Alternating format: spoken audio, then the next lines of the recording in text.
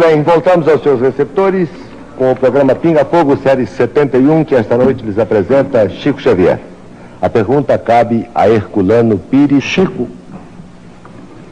segundo os dados estatísticos levantados por Stig Roland Ibsen e sua senhora, referentes à sua obra, num exame total da sua obra, você teria recebido até agora comunicações, poesias, principalmente um número grande de poesias e comunicações variadas, inclusive romances, de mais de 400 autores. Eu perguntaria a você se você leu todos esses autores, se você tem conhecimento da obra de todos eles, e se você conseguiu armazenar no seu inconsciente toda essa fabulosa bagagem de mais de 400 autores brasileiros e portugueses, e alguns até mesmo estrangeiros. As informações dos nossos queridos amigos e distintos escritores, senhor Stig Roland Ibsen, e de sua digna esposa, dona Edith, do canto Ibsen, são autênticas. Devo declarar de público que isso para mim seria impossível. E peço permissão para dizer que eu tive na vida 3 empregos. A primeira vez me empreguei aos 8 anos de idade numa fábrica de tecidos. Trabalhei até os 12, frequentando também a escola primária. Dos 12 aos 19, 20 anos, trabalhei num bar, depois num armazém, isto é, no comércio. E de 1931 a 1961, eu trabalhei durante 30 anos no Ministério da Agricultura, documentadamente, de modo que não seria possível para mim me inteirar do estilo de todos esses poetas, escritores, cronistas, jornalistas e amigos desencarnados por meu intermédio. Absolutamente não. Muito bem. Passamos agora à rodada dos telespectadores. Está presente ao auditório uma senhora e me envia um bilhete, envia a você. Diz ela o seguinte: sendo eu médium evidente, gostaria de saber por que as entidades presentes ao seu lado se fazem visíveis para mim, ora jovens, ora idosos. São as mesmas entidades? Nossa amiga naturalmente estará entrando numa faixa de observação dentro da qual eu não me encontro no momento, pela necessidade de atender com muita atenção à responsabilidade diante do auditório tão distinto e diante de milhares de telespectadores. Mas acredito que perfeitamente na autenticidade da informação de nossa irmã, e agradeço muito esses amigos que nos assistem e que particularmente me ajudam a compreender o meu dever para que eu esteja atento às instruções de Emmanuel no sentido de responder com tanta clareza como for possível as perguntas enunciadas. Muito bem. Mauro Marcondes Filho, Chico, advogado, deseja saber se os seus guias espirituais já o informaram sobre a situação espiritual de Kennedy, De Gaulle, Stalin e Churchill, os maiores líderes políticos deste século. Como estariam eles lá por cima? Seria para mim muito difícil estabelecer um sistema de informações nesse particular, enquanto admire profundamente o presidente Kennedy. Não tenho o maior conhecimento da missão do general De Gaulle.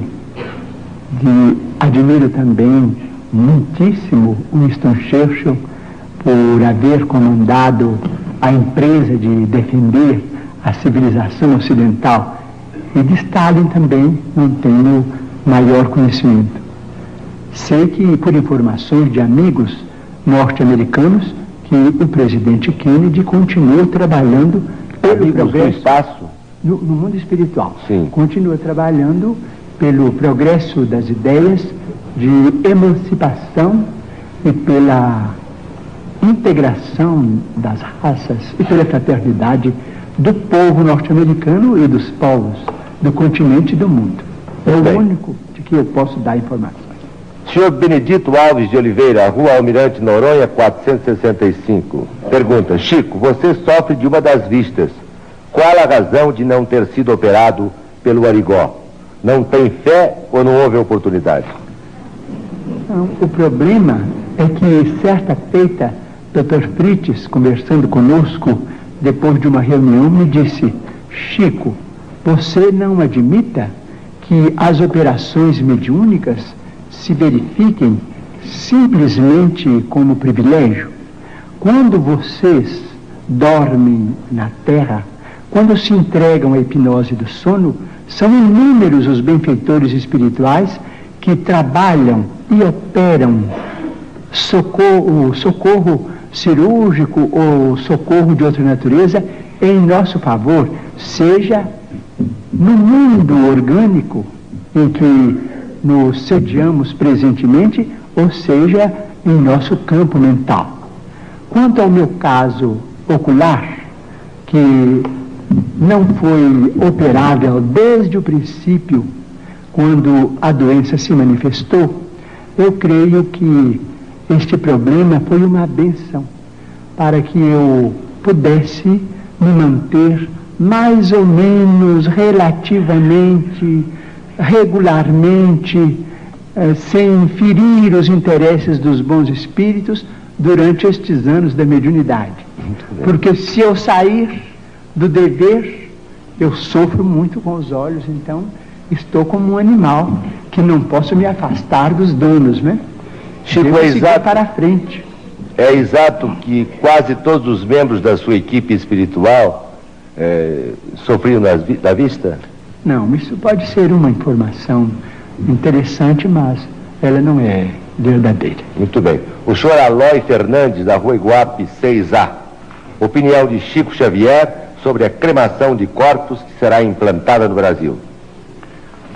Já ouvimos Emmanuel a esse respeito, e ele diz que a cremação é legítima para todos aqueles que a desejem, desde que haja um período de pelo menos de 72 horas de expectação para a ocorrência em qualquer forno crematório, o que poderá se verificar com o depósito dos despojos humanos em ambiente frio.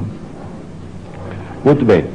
Chico, agora vamos a uma pergunta de um pastor evangélico que você deve conhecer, porque ele é conhecido em todo o Brasil, comanda um rebanho de fiéis à sua religião de 1.500.000 pessoas aproximadamente. Trata-se do pastor Manuel de Melo. Ele próprio irá fazer a pergunta a você, que foi gravada pelo nosso VT. Boa tarde, Xavier. Meus cumprimentos. E convidado por esse programa e pela sua direção para lhe formular uma pergunta, quero fazê-lo com muito agrado, com muita satisfação, por conhecer você através da literatura, da sua fama, e que ninguém de consciência tranquila pode negar as suas qualidades mediúnicas. Você, como uma das maiores autoridades espírita ou espiritualista deste país, para não dizer deste continente, por gentileza me responda a esta pergunta, que está sendo formulada em meu nome pessoal e em nome de toda a minha organização, isto é, de 1,5 milhão de fiéis que representam nesse país e de cerca de 4.000 pregadores que tenho a honra de liderar. O Espiritismo, Xavier, tem um ponto que se choca profundamente, teologicamente falando, com os princípios bíblicos que defendemos nós, os evangélicos. é exatamente aquele ponto da reencarnação. Isto é, cada pessoa que nasce é sempre reencarnação de uma pessoa que faleceu, de uma pessoa que morreu. Assim é apregoado, ensinado pelos espíritas no mundo inteiro. Para esclarecimento dos telespectadores desta rede enorme de televisão, deste horário, em nosso Pinga-Fogo, esclareça o seguinte: Deus criou Adão e Eva. Todos nós concordamos, creio que você também, a maneira como foi criado e o mundo cristão inteiro. Muito bem, mas logo após a criação de Adão e Eva, as duas primeiras criaturas humanas, surgiram as duas outras criaturas humanas. São os dois filhos de Adão e Eva, Abel e Caim. Você poderia, dentro da sistemática espiritualista, dentro da doutrina da reencarnação, você poderia dar, meu caro Xavier, uma explicação aceitável de onde vieram, qual a procedência de Caim e Abel, os dois primeiros filhos de Adão, isto é, pela ordem, a terceira e a quarta pessoa humana existente aqui na Terra? Responda-me. E eu gostaria que os milhões de telespectadores que assistem agora a você com tanta atenção, devido à fama do seu nome e às qualidades insofismáveis que você as tem, responda a procedência e como essas duas criaturas humanas vieram à Terra, Abel e Caim. É somente isso e muito obrigado. Ô Chico, a pergunta é um pouco longa, mas você entendeu bem, né? Entendi. Então...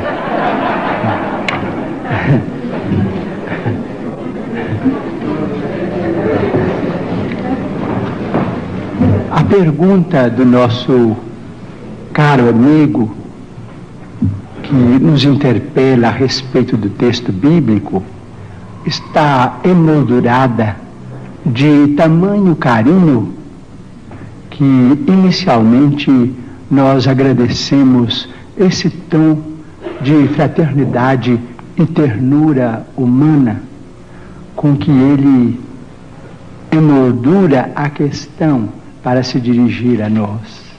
Muito obrigado ao nosso caro pastor evangélico, senhor Manuel de Melo, que nós todos admiramos como sendo o orientador desse grande e brilhante movimento que é Cristo para o Brasil.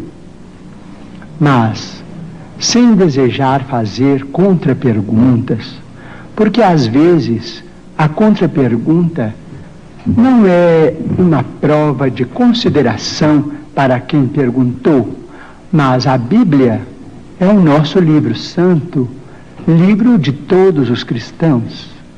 Nós, os espíritas evangélicos, nos detemos no Testamento Novo para compreender a essência dos ensinamentos de nosso Senhor Jesus Cristo e daqueles que o sucederam, os apóstolos da causa evangélica. Não temos maior intimidade com o Velho Testamento, entretanto pedimos permissão ao nosso caro pastor evangélico, senhor Manuel de Melo, para considerar que no livro de Gênesis, no capítulo 4, versículos 16 e 17, vamos encontrar uma questão muito interessante para nossos estudos em conjunto, porque nós todos somos estudantes das letras sagradas. O capítulo 4 trata, por exemplo, da união de Adão e Eva para o nascimento dos seus 3 filhos, Caim, Abel e Sete. Sabemos por esse texto, o capítulo 4 do livro de Gênesis de Moisés, que Caim exterminou Abel. Entretanto, nos versículos 16 e 17, nós encontramos uma informação muito curiosa, a informação de que Caim, em se retirando da face de Deus, se dirigiu para uma cidade ou uma terra chamada Nod, onde ele desposou aquela que foi sua esposa e teve com ela uma grande descendência. Então, estamos perguntando se determinados textos do Antigo Testamento não seriam códigos que nós precisamos estudar com mais segurança para não cairmos, por exemplo, em contradição do ponto de vista literal. Nós precisamos estudar com técnicos e pesquisadores de história, que nós os temos hoje em todas as direções. Digo isso com o máximo respeito, porque se Caim matou Abel antes do nascimento de Sete, mas casou-se numa cidade chamada Nod, onde encontrou a sua mulher, aquela que foi sua esposa, e com ela teve uma grande descendência, o assunto exige estudos especiais de nós todos, porque segundo a criação no jardim edênico, a família inicial teria sido constituída pelas 4 pessoas às quais se refere o nosso caro pastor evangélico, senhor Manuel de Melo: Adão, Eva e os 2 filhos primeiros do casal. Vamos estudar então a questão com respeito à reencarnação. Mas o Manuel de Melo tem que estudar também, né? Todos nós. Então vamos chegar a uma conclusão.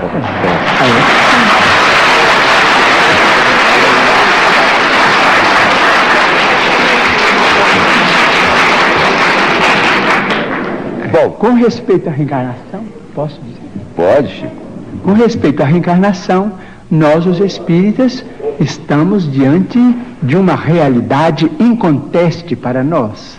Mormente na vida mediúnica, temos assistido, nestes quase 45 anos de espiritismo evangélico à luz dos princípios kardecianos, a desencarnações e reencarnações.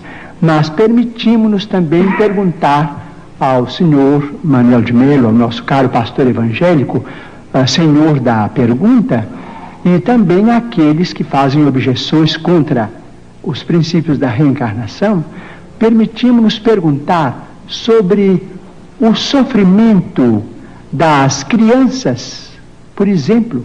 Não vamos nos referir aos adultos, porque seria alongar muito a resposta, mas vamos pensar nas crianças.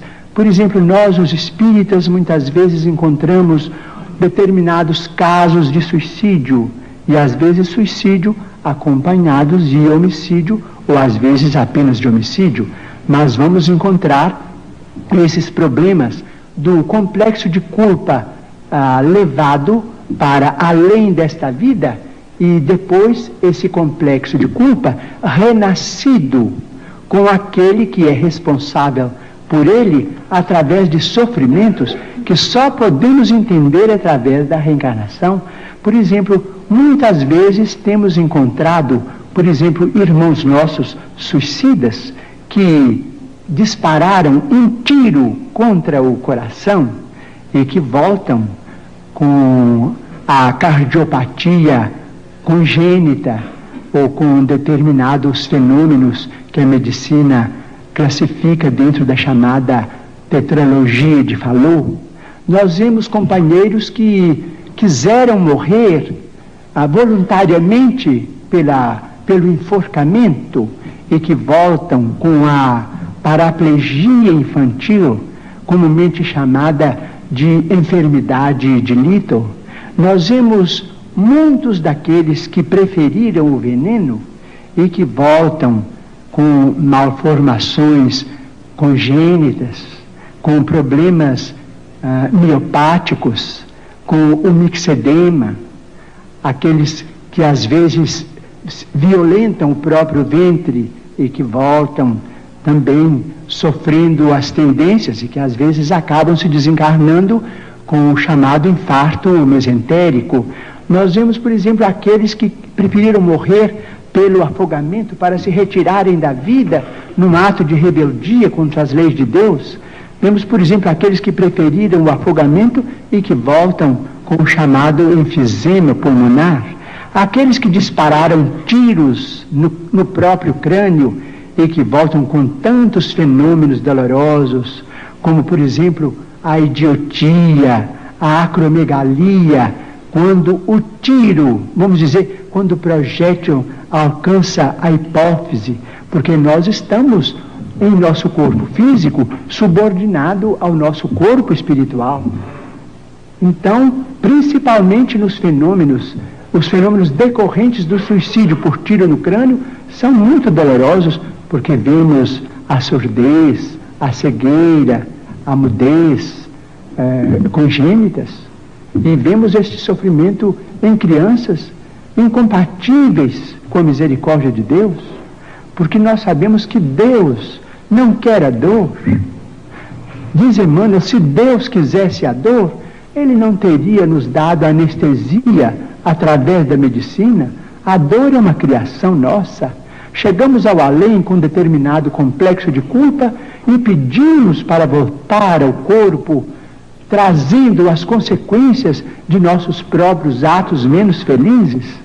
Então, pedimos ao Senhor Manuel de Melo, nosso caro pastor evangélico, que tem trabalhado tanto e cujo mérito nós todos reconhecemos e reverenciamos, para pensar conosco nestes problemas. Chico Xavier, eu não ponho em dúvida a sinceridade do seu ministério espiritista. Eu creio firmemente que o senhor trabalha com profundo amor à sua causa e à sua doutrina.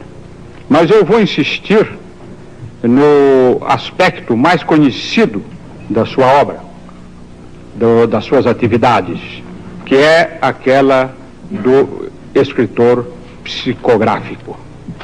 Na literatura brasileira, o senhor é, depois de Coelho Neto, o mais prolífico dos escritores que já redigiram na língua portuguesa. Por outro lado, o senhor disse, respondendo a uma pergunta minha, que havia feito apenas um curso primário. O senhor, para todos os que aqui estão e os que estão ouvindo no vídeo em casa, é um homem que tem uma grande fluência ao falar. O senhor constrói com perfeição a frase. O senhor tem lógica na exposição da sua doutrina. Logo, o senhor é um autodidata que se compenetrou da doutrina que esposou e a estudou profundamente e passou a exercer o seu trabalho expondo essa doutrina. Eu insisto que a escrita automática no senhor deve ser mais o produto do inconsciente do que o produto da mediunidade. Não sei se o senhor conhece uma coleção de livros publicados na França com o título genérico A Maneira de, em que os autores Paul Rebut e Charles Miller em francês, fazem a imitação de vários autores. Por exemplo, Marcel Proust, cujo centenário acaba de passar, se o senhor ler uma página de Marcel Proust e uma página do livro A Maneira de, não distinguirá, ainda mesmo que tenha profundo conhecimento do estilo de Marcel Proust. É, portanto, esta é uma imitação consciente. Eu tenho para mim que o senhor, ao redigir os livros psicografados, agiu sob o impulso do inconsciente. O meu antigo companheiro de imprensa, e caro companheiro de imprensa, Herculano Pires, cuja inteligência brilhante eu sempre respeitei e sempre aplaudi, criou um embaraço para a minha pergunta, ao falar em 400 autores que o senhor teria citado. Mas citar o senhor citou 400 autores, Ou o senhor escreveu a maneira de 400 autores, como escreveu como Humberto de Campos, como Guerra Junqueiro, como Antero do Quental, como Augusto dos Anjos? Creio que o número enunciado pelo casal Stig, Roland e Ibsen já está superado em mais de 400 comunicantes.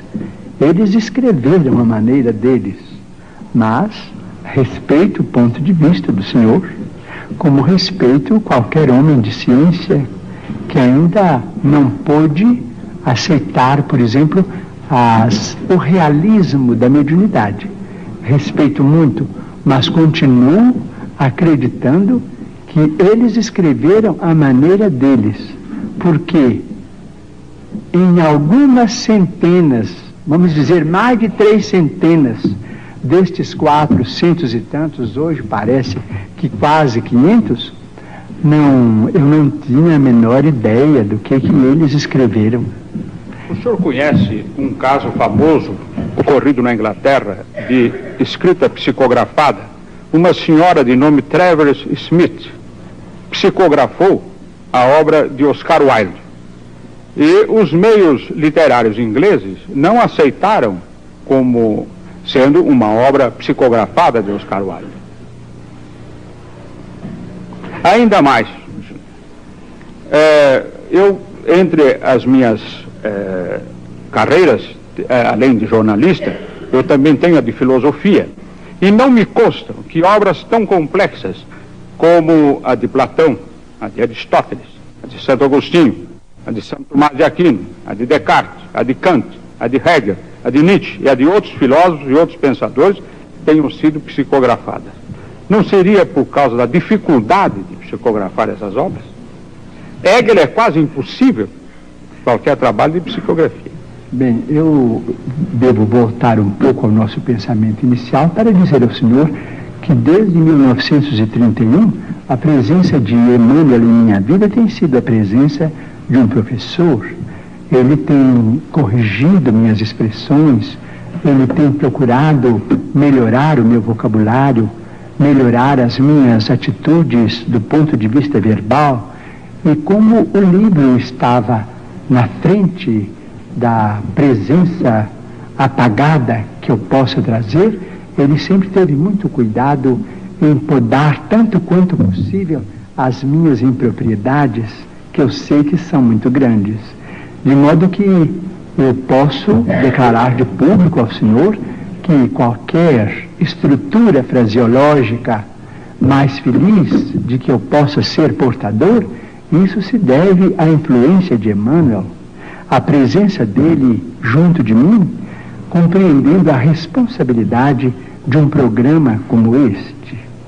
Quanto aos escritores da antiguidade e aos escritores dos tempos modernos, com todo respeito ao senhor, eu me permitiria perguntar se eles também não seriam médiums.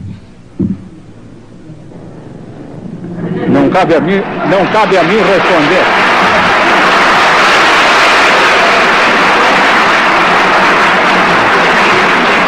Essa é uma... Quem sabe? Este programa é de perguntas, não é de debate. Não é de debate, absolutamente. Apenas respeitando imensamente a Igreja Católica, em cujo seio formei a minha fé, mas respeito profundo e que eu devo declarar de público que nunca perdi e não quero perder. Então eu digo aqui de público, eu não conheço essas obras, mas gostaria de conhecê-las em português. Mas os espíritos amigos se referem, por exemplo, a duas personalidades do agiológio católico que deveriam ser mais conhecidas em nosso ambiente cultural. Por exemplo, na latinidade, especialmente na língua portuguesa, eu não conheço absolutamente nada. Eles se referem a Santa Brígida de Vadstena, ou Santa Brígida da Suécia, e a Santa Clara de Montefalco, na Itália, cujas biografias atestam a presença de mediunidades extraordinárias.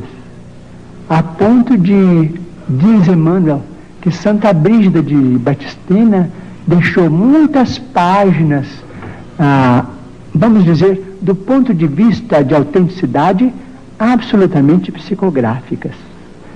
Seria muito interessante e estimaria muito conhecer a vida dessas duas grandes figuras da Igreja Católica que eu venero tanto, porque, ao que me parece, pela palavra dos nossos amigos espirituais, foram duas criaturas portadoras de mensagens especiais para os cristãos. Eu queria que você me concedesse apenas o direito de fazer uma observação a respeito do que o Chico acabou de falar. Pois não. Eu queria lembrar a existência no meio católico também de psicografia, do fenômeno psicográfico. As edições paulinas aqui de São Paulo, há questão de uns 5 anos, mais ou menos, publicaram um livro muito curioso, chama-se O Manuscrito do Purgatório. É um livro recebido na Espanha, num convento da Espanha, por uma freira. E ela recebeu o livro através do espírito de outra freira que havia morrido no próprio convento. Um trabalho, evidentemente, de psicografia católica. Esse livro foi traduzido para o português pelo padre Júlio Maria, tão conhecido principalmente pela sua atuação na revista Ave Maria. E saiu publicado aqui em São Paulo com todas as autorizações eclesiásticas, tendo vindo também da Espanha com essas autorizações. Mas acrescento o seguinte: as próprias edições paulinas anunciaram que outros livros da mesma natureza seriam publicados por ela. Entretanto, não foram. Mas existe, portanto, bastaria este livro, O Manuscrito do Purgatório, que foi publicado, para provar que existe uma psicografia católica. Muito bem. Pois não? O espírito de Emmanuel Insiste em colocar em situação difícil diante do seu guia. Não tem problema. Ele pede para mencionarmos, diante do nosso caro escritor e entrevistador, que levantou o problema com tanta distinção e com tanto carinho, que nós não podemos esquecer um problema muito importante em nossa vida cristã, é que o livro é mesmo um instrumento de cultura extraordinário e que é, vamos dizer, um instrumento que está entre este mundo e o outro mundo. É tão importante que o primeiro livro que veio para a humanidade, vamos dizer, é um livro do mundo espiritual, um livro de pedra, que foi os 10 Mandamentos. Psicografia de Moisés.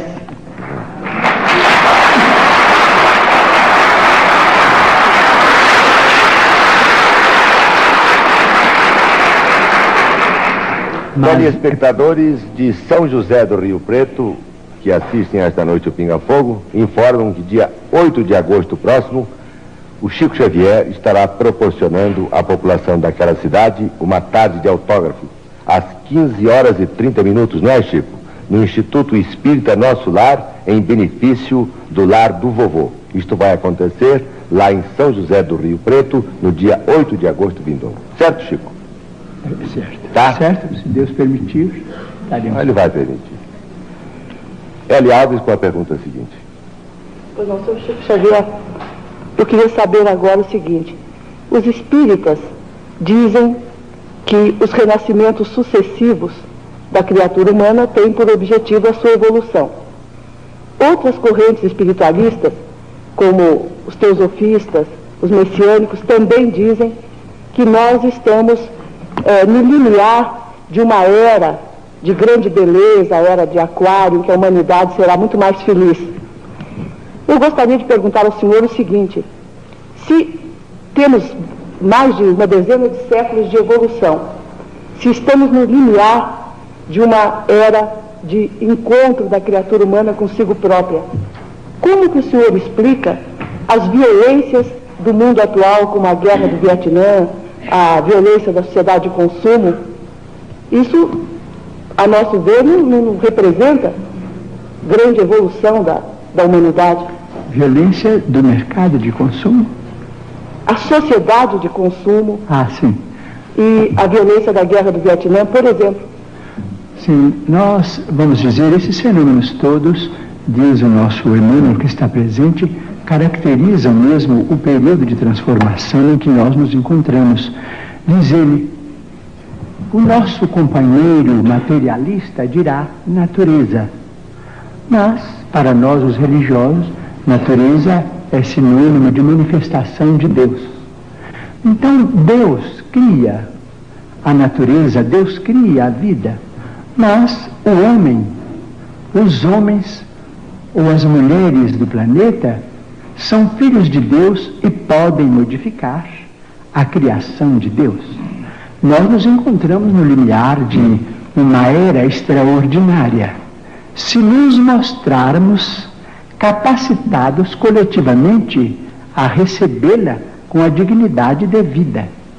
Se os países mais cultos do globo puderem suportar a pressão de seus próprios problemas sem entrarem em choques destrutivos, como por exemplo guerras de extermínio que deixarão consequências imprevisíveis para nós todos no planeta, então veremos uma era extraordinariamente maravilhosa. A própria automação, diz ele, nos está dizendo que nós vamos ser aliviados ou quase que aposentados do trabalho mais rude no trato com o planeta para a educação da nossa vida mental, através de informações e do universo com proveito enorme, proveito incalculável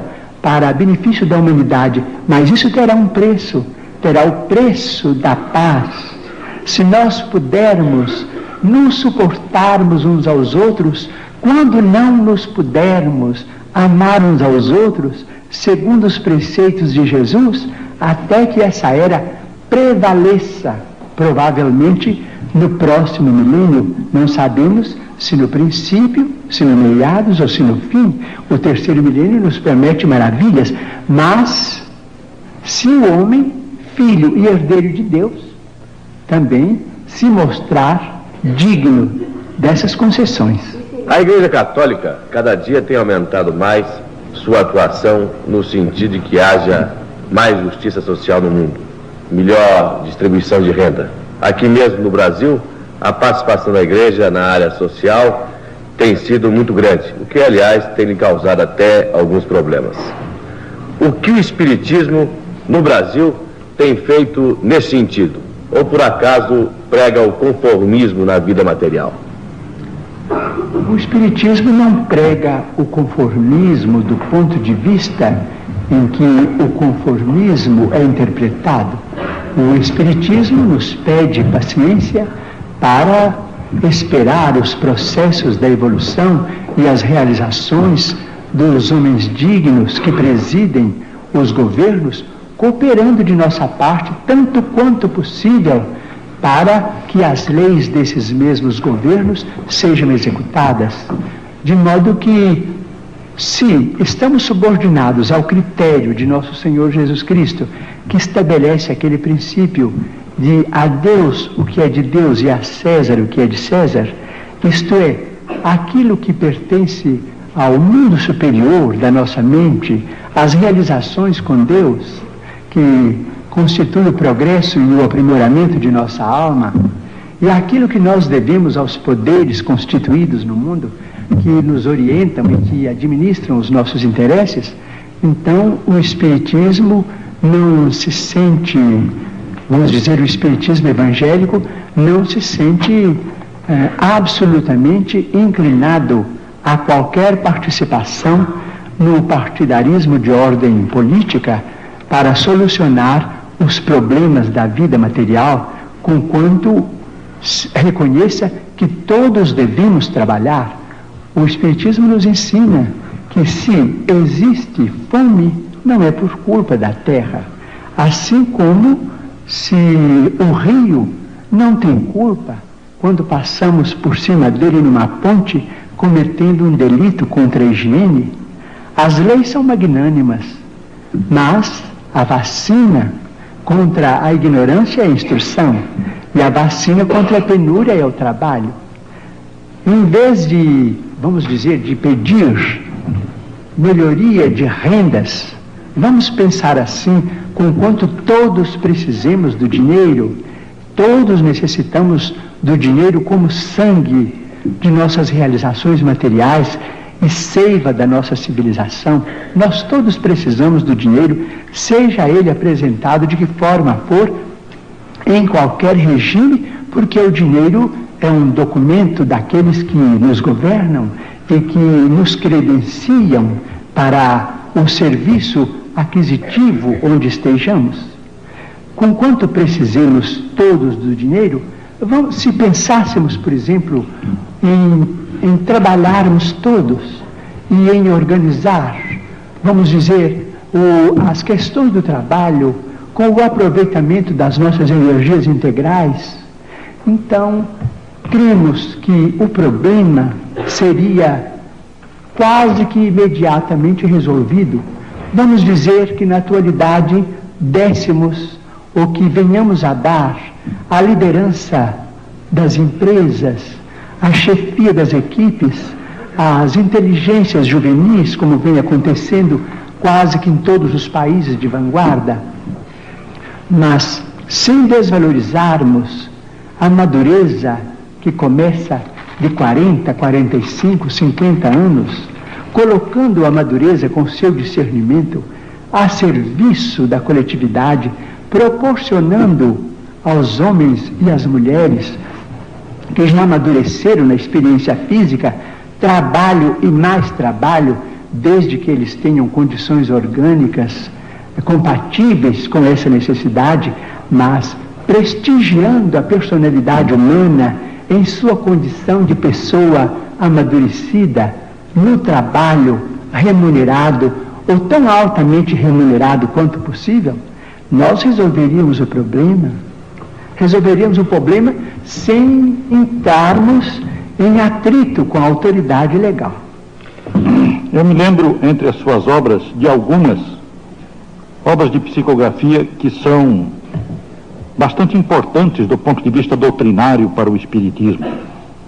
Por exemplo, Evolução em Dois Mundos.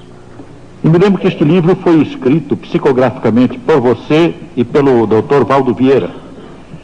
Na ocasião você morava, se não me engano, em Pedro Leopoldo e o Dr. Valdo Vieira em Uberaba. Verdade. Os capítulos foram dados a vocês dois pelo mesmo autor espiritual que André Luiz, sendo que você não sabia qual o capítulo que o Valdo havia recebido e vice-versa. Bom, eu gostaria que você dissesse alguma coisa sobre isso.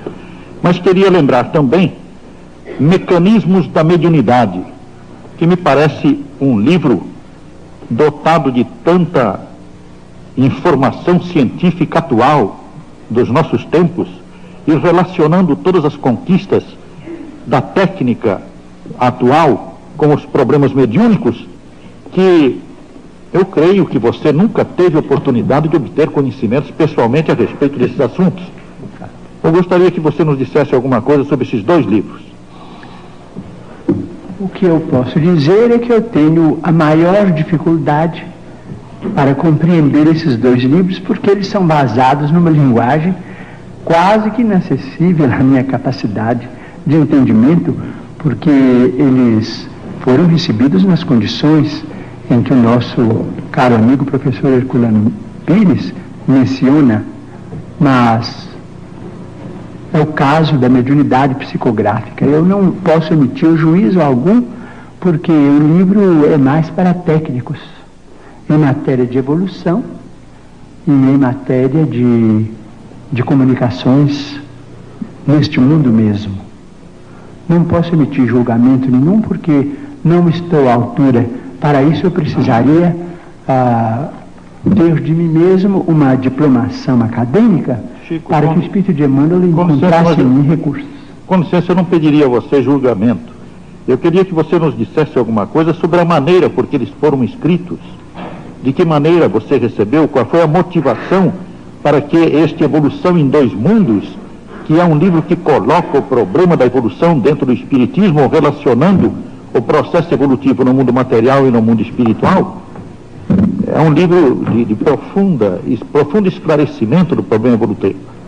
E Mecanismos da Mediunidade, porque é um livro que traz um acréscimo enorme aos nossos conhecimentos possíveis no campo mediúnico. Eu gostaria que você dissesse quais foram as motivações, qual foi o seu trabalho nesse campo, o que você sentia quando escrevia, coisas assim. Eu sentia, naturalmente, um grande prazer em ser instrumento daquelas páginas, conquanto eu não as entendesse muito bem, remetia diretamente pelo correio ao companheiro que partilhava comigo da mesma experiência em 2 dias convencionados da semana. Então ele também me mandava para Pedro Leopoldo, eu lia o que ele havia recebido, ele lia o que eu havia recebido e o livro continuou até o fim. Mas a esse respeito eu peço licença para lembrar um caso interessante. Em 1931, quando eu ia fazer 21 anos, o espírito de Augusto dos Anjos sentia muita dificuldade em escrever por meu intermédio. Nesse tempo eu trabalhava no armazém, e esse armazém me dava também serviço para cuidar de uma horta muito grande com plantações de alho, porque o alho na região em que eu nasci é um fator econômico de muita importância. Então, depois das 6 da tarde, para mim era um prazer ir fazer a rega dos canteiros de alho, e os espíritos começavam a conversar comigo. Eu achava muito prazer naquelas horas, porque eu me isolava de todo o serviço do armazém para ficar plenamente à disposição dos espíritos amigos. Então ele começou a ditar uma poesia que está no Parnaso de Além-Túmulo, o primeiro livro da nossa mediunidade. Essa poesia se chama Vozes de uma Sombra. E ele começou a falar com aquelas palavras maravilhosas, muito técnicas. Eu, com o regador na mão, me custava compreender. E ele falava que gostava de escrever no campo, e que aquela era uma hora em que ele queria ditar, para que eu ouvisse, para mim poder compreender na hora de escrever, porque muitas vezes escrevo também como médium ouvinte. Então eu sentia aquela dificuldade. Então ele falou assim comigo: olha, você quer saber de uma coisa? Eu vou escrever o que eu puder, mas a sua cabeça não aguenta mesmo. A poesia está no livro, mas só o que ele pôde. Mas era muito mais, era uma beleza. Ele falava de fótons, de coisas, de mundos, galáxias. Quem era eu para entender aquilo que estava voando canteiro de alho? Chico Xavier, antes de encerrar o programa, eu vou formular ainda, para não desapontá-los de todo, algumas perguntas de telespectadores. Poucas, porque nós estamos praticamente com o nosso tempo esgotado. E eu, antes que esse tempo se esgote totalmente, quero formular a você um pedido e não uma pergunta. Mas antes, um telespectador. Pois não, professor? Permite, antes da sequência dos telespectadores, o Luiz Lopes, que é o nosso companheiro da TV Globo, nos honra com a sua presença. Muito obrigado. E encaminha uma pergunta ao Chico Xavier. Você, claro. Chico, é o companheiro da Globo que formula esta pergunta. Nossa humanidade assiste neste momento a mais um lance dramático da corrida espacial, quando a Apolo 15 se encaminha para a Lua.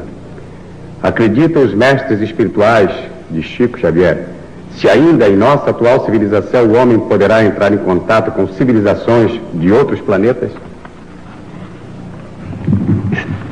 Estamos subordinando a resposta ao mesmo critério com que foi estruturada a informação para a nossa estimada entrevistadora que falou sobre a nova era.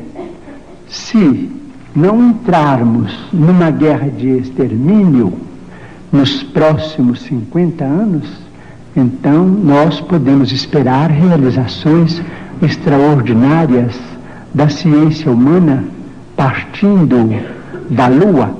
Então diz o nosso Emmanuel, que está presente, que quando Cristóvão Colombo perambulava pelas cortes europeias pedindo socorro para descobrir um caminho mais fácil para as Índias, muita gente considerou o programa dele como absolutamente inútil para a humanidade, que aquilo era uma despesa absolutamente inócua e que iria pesar demasiadamente no orçamento de qualquer povo, até que ele conseguisse o apoio de Fernando e Isabel, então os soberanos de Castela. Mas nós hoje sabemos, depois de 5 séculos quase, mais de 4 séculos, a importância do feito.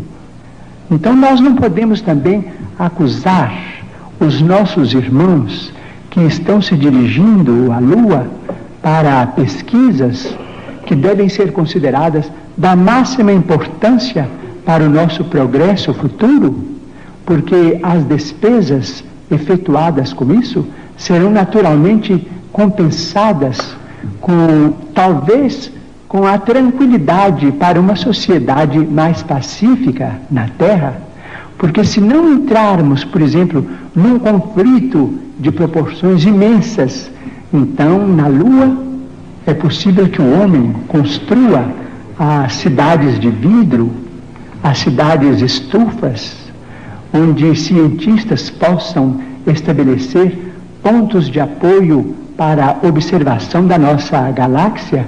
Essas cidades não são sonhos da ciência. Essas cidades, naturalmente, com muito sacrifício da humanidade terrestre, podem ser feitas e provavelmente, vamos dizer, vai se obter azoto e oxigênio e usinas, vamos dizer, de alumínio e formações de vidro e matéria plástica na própria Lua para a construção desses redutos da ciência terrestre. E provavelmente a água será fornecida pelo próprio solo lunar. Então teremos, quem sabe, a possibilidade de entrar em contato com outras comunidades da nossa galáxia. Então vamos definitivamente encerrar o período bélico na evolução dos povos terrestres, porque nós vamos compreender que fazemos parte de uma família universal, que não somos o único mundo criado por Deus. O próprio Jesus, a quem reverenciamos como nosso Senhor e Mestre, disse: há muitas moradas na casa de meu Pai. Portanto, nós precisávamos prestigiar a paz dos povos, a tranquilidade de todos, com o respeito de todos, com a veneração máxima pela ciência, para que nós possamos oferir esses benefícios no futuro, talvez mais próximo do que remoto, se nós fizermos por merecer. Chico, tenho certeza que o Luiz Lopes Correia, um excelente repórter da Organização Globo, fez essa pergunta a você porque já está interessado em arrumar alguma reportagem por uma dessas novas civilizações que se perdem aí no espaço. Eu peço licença a você para mais um instante trocar uma fita de VT. Esta segunda fita esgotou-se. E para o encerramento do programa e aquele pedido que eu vou fazer a você, necessita novamente uma troca de fita. Voltaremos dentro de instantes, Chico.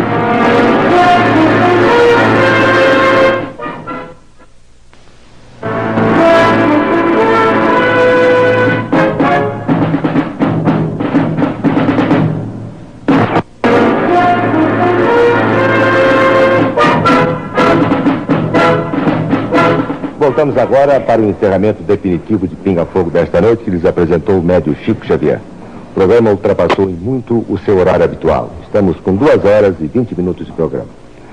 Mas sou forçado a formular ainda 2 ou 3 perguntas ao Chico, para depois, então, fazer o pedido que prometi fazer, que vai ser de grande interesse, não só para você, telespectador, que hoje nos honra com sua audiência, como também para todo o auditório que aqui está. Chico, um telespectador, eu não sei se isso aconteceu, pede que você conte um fato ocorrido num avião em que você viajava, cujos motores entraram em pane E você também, como os demais passageiros, o que era perfeitamente natural, entrou em pânico. O que aconteceu dentro desse avião? Esta resposta exige, vamos dizer, uma atitude, talvez, de fazer um pouco de humor, mas é a verdade que eu vou contar. Em 1959, eu me dirigia de Uberaba, para onde eu me transferira recentemente. Eu me dirigia para Belo Horizonte, junto da qual está Pedro Leopoldo, a terra onde nasci na presente reencarnação. E então o avião decolou de Uberaba e fez uma breve parada na cidade de Araxá. Depois o avião decolou de novo e depois de uns 10 minutos o avião começou a se inclinar para um lado, para outro. Às vezes fazia-se uma pirueta e o pessoal começou todo a gritar e a pedir a Deus, pedir socorro. E eu estou ali acompanhando. Veio o comandante do avião e disse que não nos impressionássemos, que era um fenômeno chamado vento de cauda e que apenas chegaríamos um pouco mais depressa.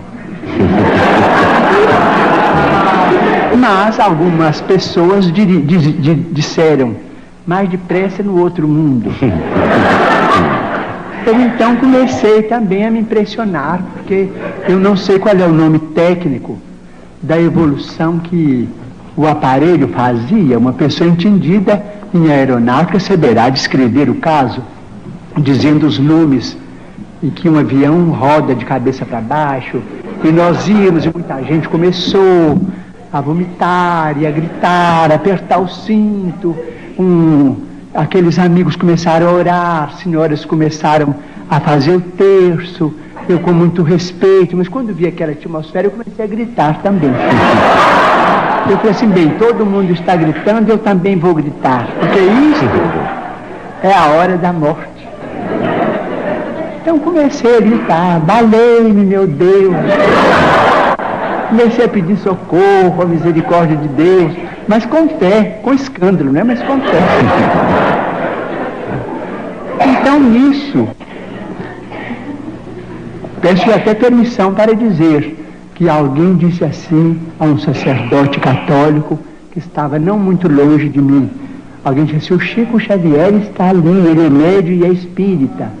E esse sacerdote, com muita bondade, disse, não, mas eu sei que o Chico tem pedido orações em muitos documentos, e o Chico está orando conosco no texto. Eu disse assim, graças a Deus, Padre, eu também estou orando. Mas comecei a gritar, valei-me, meu Deus. Então aí entra o espírito de Emmanuel. Parece que é uma coisa... Entrou no avião? Parece uma coisa de anedota, né? Uma coisa de fantástico, mas é a verdade. Ele entrou no avião como se... Mas você viu o espírito entrar? Então passou no meio do pessoal, e o pessoal não via, como a maioria dos nossos amigos, naturalmente, não está vendo a presença dele aqui. Então ele me disse assim, por que é que você está gritando? Eu escutei o seu pedido, o que é que há? Porque aquilo já tinha mais ou menos 20 minutos, né? Eu falei assim, bem, o senhor não acha que estamos em perigo de vida? Eu falei assim, estão, e o que é que há com isso? Não tem muita gente em perigo de vida. Vocês não são privilegiados, não é? Eu falei assim, tá bem, se estamos em perigo de vida, eu vou gritar. E continuei a gritar e falei, socorro, meu Deus. E o povo todo gritando socorro, não é? Então, ele me disse, você não acha melhor parar com isso? Dar testemunho da sua fé, da sua confiança na imortalidade? Eu disse, mas é a morte, e nós estamos apavorados diante da morte.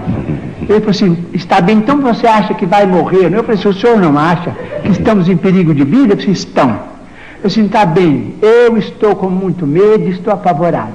Como todo mundo, eu estou partilhando, eu também sou uma pessoa humana. Eu estou com medo também desta hora de morrer nesse desastre. Eu disse, está bem, então morra com educação. Cala a boca e morra com educação para não afligir a cabeça dos outros com seus gritos. Morra com fé em Deus. Muito bem. Assim, eu quero só saber como é que a gente pode morrer com educação. Ô Chico, então logo foi anunciada a sua presença aqui no Pinga Fogo, eu recebi em minha casa a visita de um senhor de nacionalidade alemã, cujo nome eu peço licença aqui para não declinar. Um senhor já entrado em anos, levava ele um pequeno bilhete a você, em que dizia da sua situação difícil no setor financeiro, e junto ao bilhete, anexo ao bilhete, estava um volante do teste 52 da Loteria Federal. Diz que havia recebido uma inspiração, estava quase que certo que se marcasse aquele teste, tinha chegado a vez dele sair do buraco. Eu não vou pedir a você que faça isso aqui, vou entregar em suas mãos o bilhete e o volante. Se você quiser remeter diretamente a quem lhe faz a pergunta e o pedido, é assunto seu.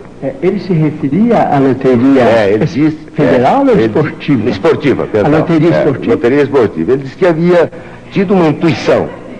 Se você marcasse, não dava no bico. Eu só posso dizer que tenho tido a minha vida quase que toda voltada para o mundo espiritual.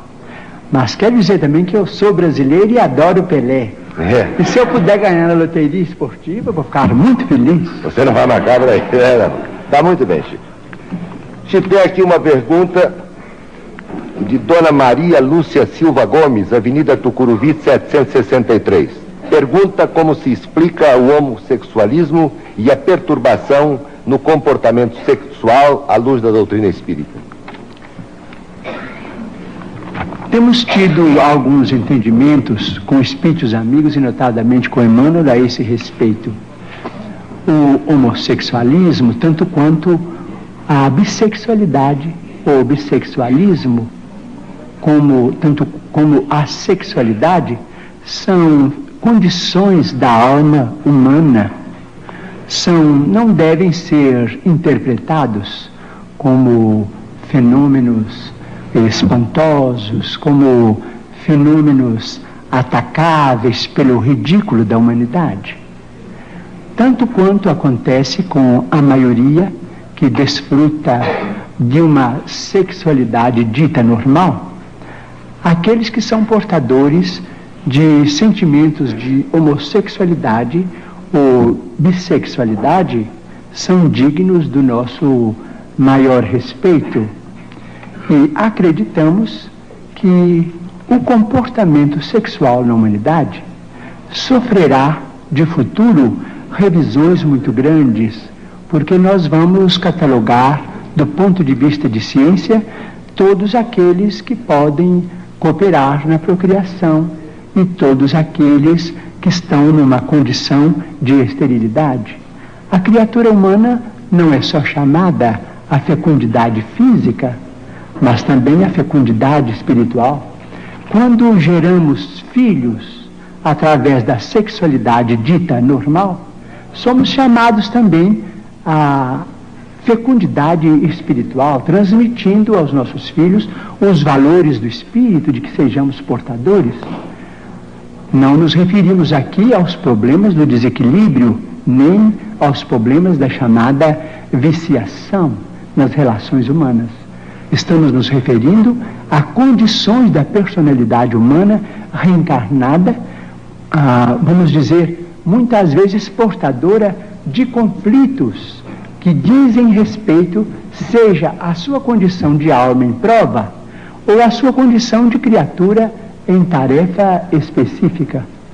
De modo que o assunto merecerá muito estudo e poderemos voltar a ele em qualquer tempo que formos convidados num próximo Pinga Fogo. Vamos dizer com licença, porque nós temos um problema em matéria de sexo na humanidade que precisaríamos considerar com bastante segurança e respeito recíproco.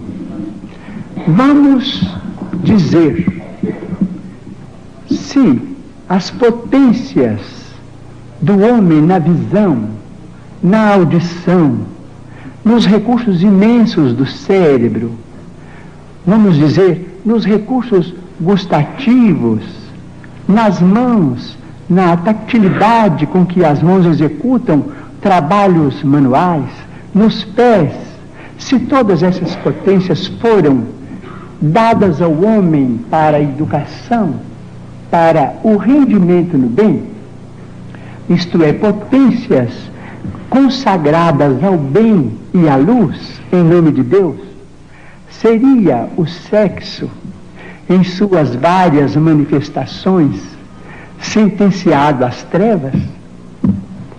Chico, Dona Ida, é a penúltima pergunta. Dona Ida Jorrade, da Rua Major Diogo 699. Pergunta muito triste. Diz ela: perdi um filho há 1 ano, choro muito. Quero saber se as minhas lágrimas estão prejudicando meu filho. Quando as lágrimas nascem do nosso reconhecimento a Deus pelos benefícios que recebemos, quando as lágrimas refletem a nossa saudade tocada de esperança, os nossos amigos desencarnados nos dizem que as lágrimas fazem a eles muito bem, porque elas são luzes no caminho daqueles que são lembrados com imenso carinho.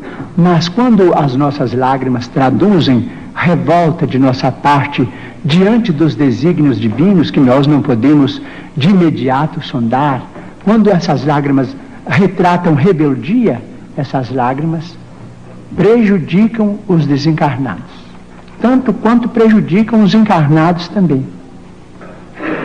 Muito bem. E aqui está a última pergunta da noite, Chico, deste primeiro pinga-fogo, porque certamente você irá comparecer a outros. Carlos Alexandre Cavalieri está no auditório. Com base na sua explicação da criação de uma vida em um tubo de ensaio, pergunto: primeiro, como se daria a ligação do perispírito? Segundo, o novo ser nasceria sem as neuroses provocadas por possíveis desentendimentos entre os pais? E terceiro, como se manifestaria o amor maternal e filial se esse se inicia normalmente na fase uterina? Os espíritos amigos nos dizem que o problema, por exemplo, do complexo de Édipo e as derivações dele, que nós chamamos de complexo de Eletra, esses complexos que foram inicialmente estudados por Freud e que hoje são desenvolvidos por uma pleiade brilhante de cientistas da psiquiatria e da análise, esses fenômenos podem ser perfeitamente estudados com muita segurança e com muito êxito à luz da reencarnação. E nós vamos compreender que precisamos hoje da psiquiatria e da análise, porque as nossas ligações afetivas na Terra, quase que até agora, têm sido filiadas a um amor muito selvagem. Nós nos queremos uns aos outros dentro vamos dizer, nas teias da consanguinidade ou nas teias da afetividade, com um espírito de egoísmo que vai ao superlativo da absorção, de modo que a psiquiatria e a análise vão nos ajudar no mundo, em nome da providência divina, a nos estudarmos e a estudar estes vínculos para depois voltarmos a estes mesmos vínculos com um amor mais educado. Então, se formos dignos de receber o tubo de ensaio como sendo um claustro materno estruturado pela ciência, vamos esperar que no tubo de ensaio a reencarnação se faça com muito mais facilidade para as garantias de saúde do espírito reencarnante, porque nós, como espíritos reencarnantes na Terra, estaremos libertos de muitos traumas que acontecem em nossa condição de vida embrionária, quando na companhia mais íntima de nossas mãezinhas sobre a terra, mas a vinculação do amor, esta não terminará nunca, porque o amor é presença de Deus, e o amor continuará a nos unir uns aos outros para sempre, e nos amaremos cada vez mais. Agora, vamos educar o amor, porque não temos sabido amar uns aos outros conforme Jesus nos amou. Ô Chico, pois não, professor? Isso é normal, pode falar. Não, é um assunto que não foi ainda abordado no programa hoje. Rapidamente.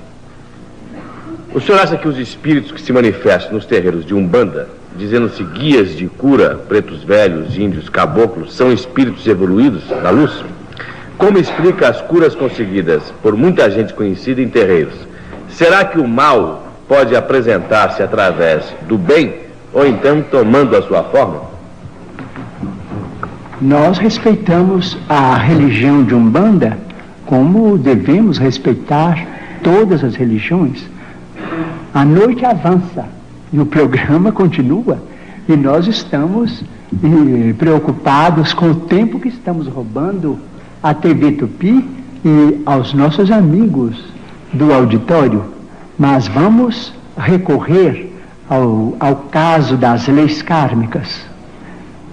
Nos séculos passados, nos 3, 4 séculos passados, nós, vamos dizer coletivamente, não estamos falando do ponto de vista individual, mas na condição de brasileiros, buscamos, no berço onde nasceram, milhões de irmãos nossos reencarnados nas plagas africanas, para que eles servissem as nossas casas e as nossas famílias, instituições e organizações na condição de alimárias. Eles se incorporaram, depois de desencarnados, às nossas famílias. Eles renasceram do nosso próprio sangue, na condição de nossos irmãos, para receberem de nossa parte uma compensação, que é a compensação chamada do amor, para que eles sejam devidamente educados ou encaminhados, tanto quanto nós pretendemos educar-nos e encaminhar-nos para o progresso.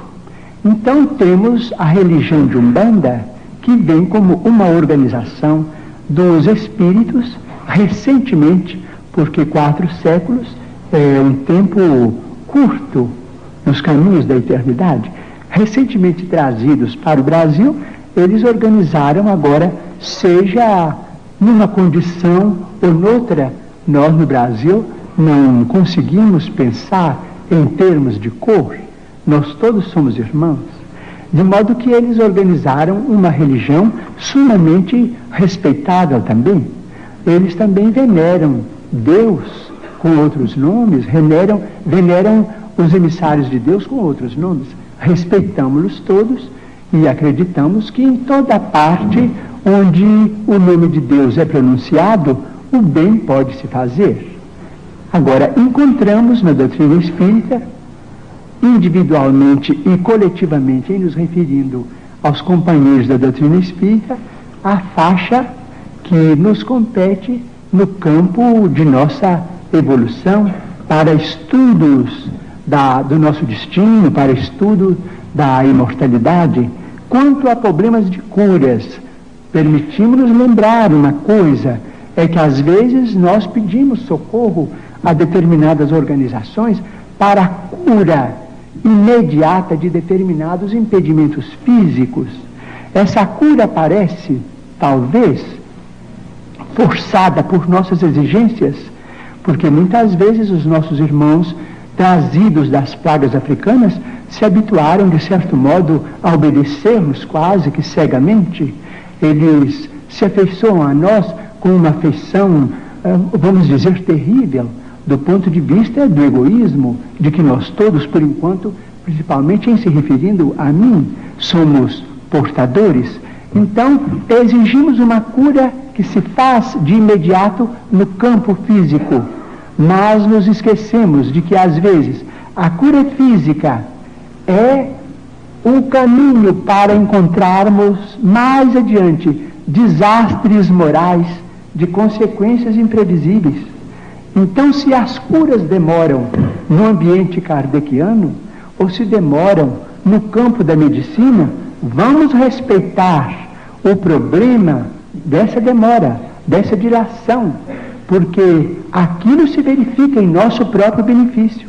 Porque muitas vezes uma doença física ou determinada provação em nossa vida doméstica nos poupa de acidentes afetivos ou acidentes materiais ou de fenômenos extremamente desagradáveis em nossa vida. Muito bem. Há aqui uma pergunta extra, eu havia encerrado, mas eu não posso deixar de fazê-la, isso em respeito ao telespectador, ao esforço do telespectador, que nos telefona nesta altura da noite, da cidade de Machado, lá no sul de Minas, Chico, para dizer que a imagem no Canal 4 está chegando lá como um cinema, estourando na cidade de Machado como um cinema. E ele pergunta a você, gostaria de saber se Judas foi um traidor ou fazia parte de um programa para salvar Jesus Cristo?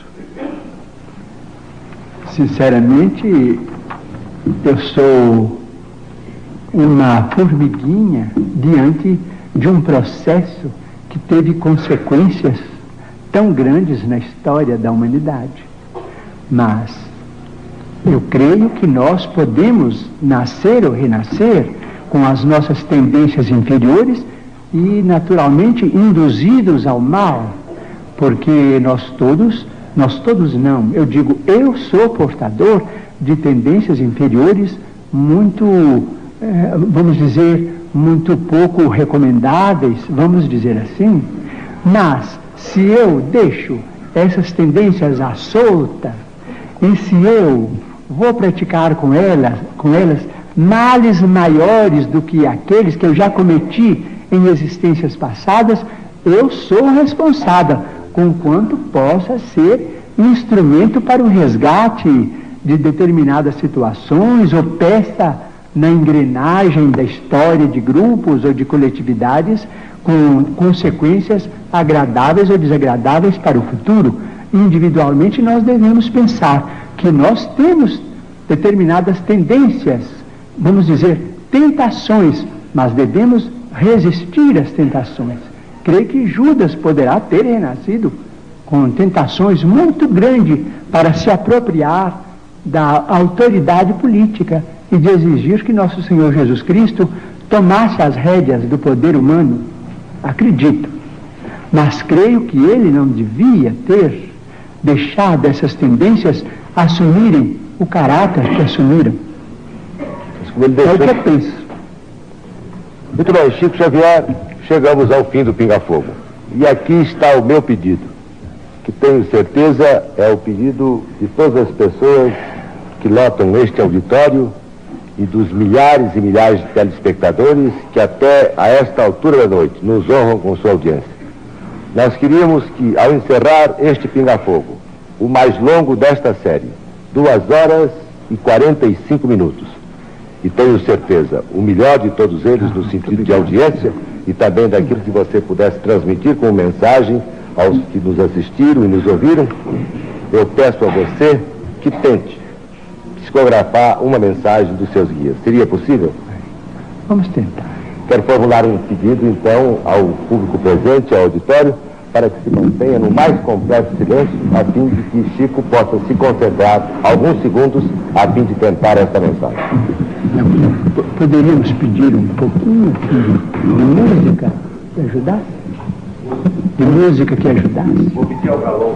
Galon, um pouquinho de música. Você quer essa luz? Quer que ligue um pouco a luz? Eu vou lhe dar uma carta. Lá. Pelo menos 2 com caneta lá, mas preferimos lápis. Não, nada disso. Se possível 2.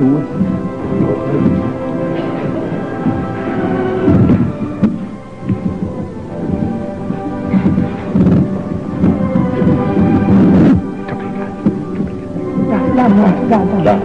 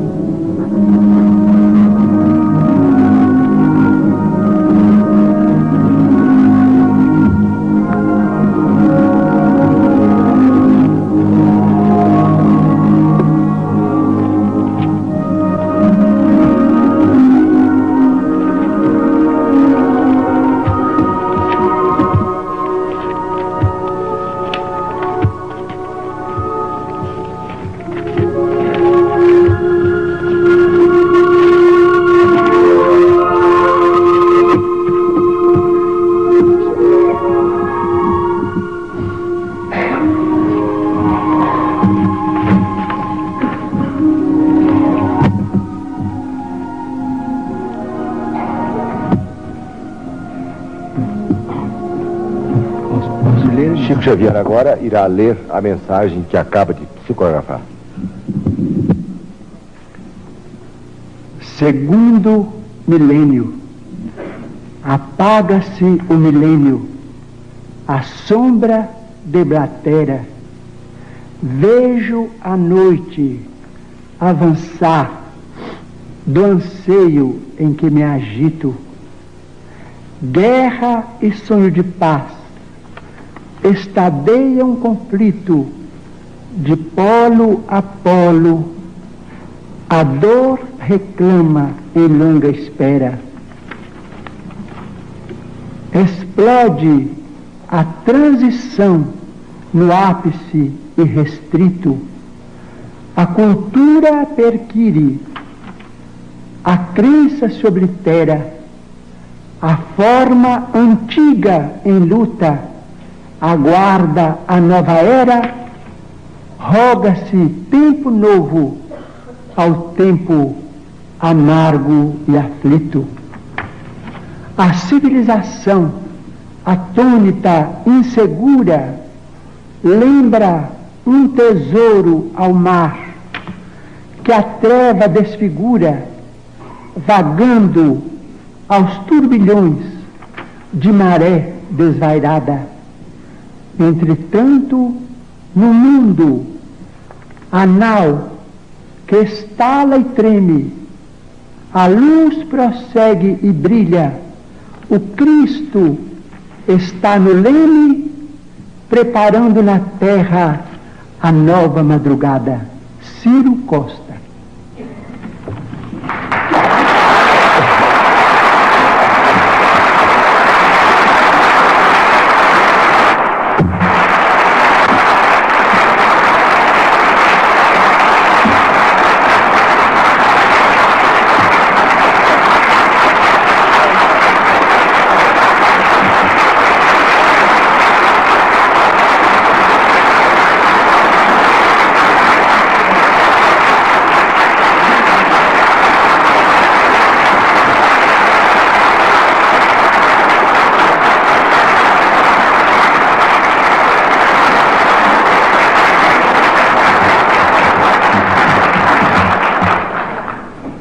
Chico Xavier, em nome de toda a equipe do Pinga Fogo, de todos os altos dirigentes associados, de toda essa gente que acaba de aplaudi-lo de pé aqui no auditório do Sumaré, e de todos os telespectadores que esta noite nos prestigiaram com sua audiência, os nossos melhores agradecimentos pela sua presença em nosso programa.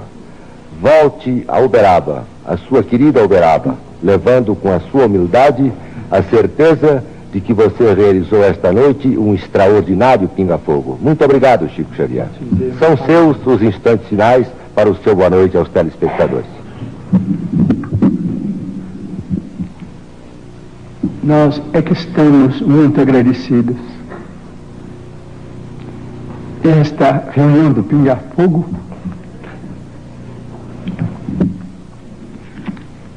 nos levou tão longe e nós pedimos licença para agradecer. Às vezes nós não queremos chorar e estamos educados para evitar isso, mas a nossa emoção é tão grande com este contato que nós nos lembramos de quando a mediunidade começou em nossa vida, quando tínhamos 4 para 5 anos de idade e conversávamos com o espírito de minha mãe. Agradeço então a todos os nossos amigos de São Paulo, agradeço à TV Tupi, ao Canal 4, aos queridos amigos do auditório, a todos os nossos companheiros que nos honraram com a sua atenção em seus lares ou em cidades distantes. Agradeço aos nossos entrevistadores que foram tão generosos com a doutrina espírita em nossa presença, formulando perguntas tão respeitosas para com as nossas ideias. Agradecemos a todos, na pessoa do nosso querido diretor, senhor Dr. Almir Guimarães.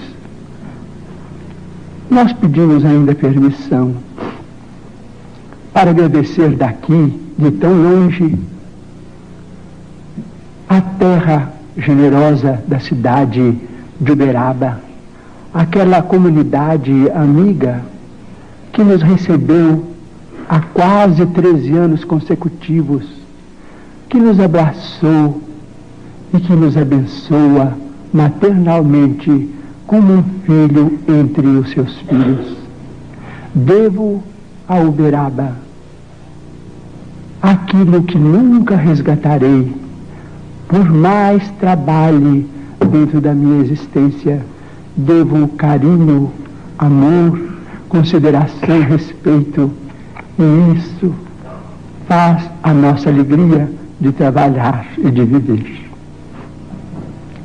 Mas, em homenagem a todas as mães presentes, e esquecendo o problema das nossas vinculações estudadas pela ciência, desejando de todo o coração homenagear aquela que me deu a vida, na presença de todas aquelas mães, porque nós todos temos ou tivemos mães adoráveis, maravilhosas, em homenagem a todas elas, nossas mães e as nossas irmãs que são mães, já que eu não sei agradecer a São Paulo o que eu passo a dever, e já que eu não sei agradecer a Uberaba o que eu devo, eu peço permissão para repetir neste recinto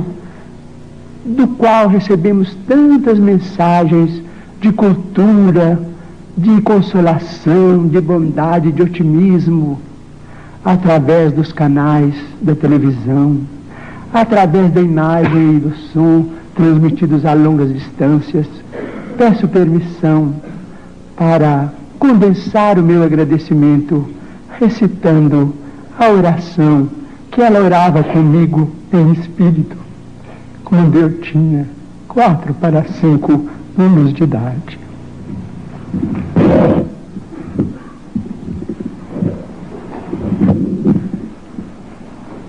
Pai nosso que estás no céu, santificado seja o vosso nome. Venha a nós o vosso reino. Seja feita, Senhor, a vossa vontade, assim na terra como nos céus. O pão nosso de cada dia dai-nos hoje, Senhor. Perdoai as nossas dívidas, assim como perdoamos aos nossos devedores. Não nos deixeis, Senhor, cair em tentação, mas livrai-nos do mal, porque é vosso são o poder, a majestade, a glória, o amor e a bênção, para sempre assim seja. Muito obrigado. Mais uma vez, telespectador, quero apresentar a você, que nos honrou com sua audiência até esta altura da noite, os nossos melhores agradecimentos.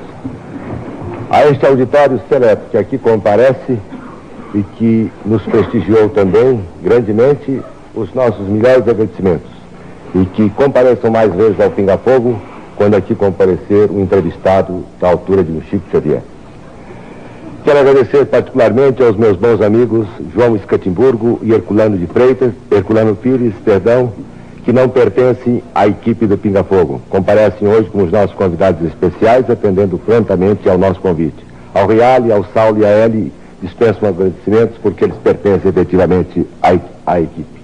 Mais uma vez lembro também ao telespectador que Tratado Geral do Brasil, do meu bom amigo João Escatimburgo, está em todas as bancas, em todas as livrarias. É um livro estupendo.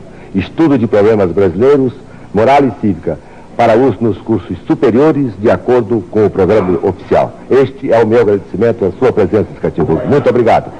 Muito obrigado a todos e até terça-feira próxima, se Deus quiser. Boa noite e até lá.